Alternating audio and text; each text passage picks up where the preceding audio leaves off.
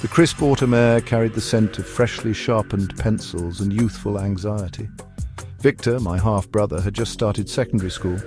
At 38, I felt a strange mix of distant familial obligation and a chilling detachment. My own life was a fractured narrative, a macabre tapestry, woven with threads of normalcy and grotesque deviation. My father's diagnosis of erectile dysfunction hung in the air, a pathetic counterpoint to the escalating chaos within my own mind. Then the argument with my mother.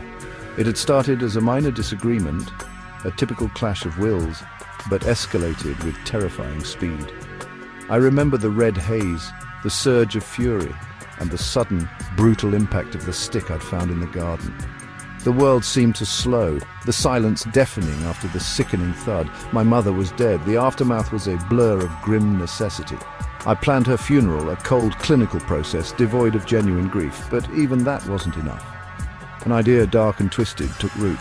I sought out a taxidermist, a man with eyes as lifeless as his craft, and commissioned him to preserve my mother. He succeeded, his work disturbingly lifelike. Now she stood in the corner of my living room, a silent, glassy-eyed monument.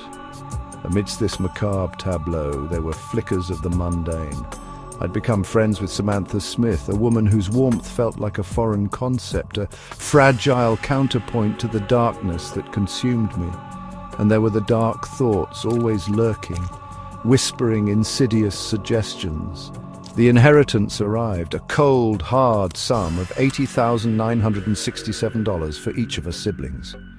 It felt like blood money, a grim reward for a crime that had already irrevocably altered my soul.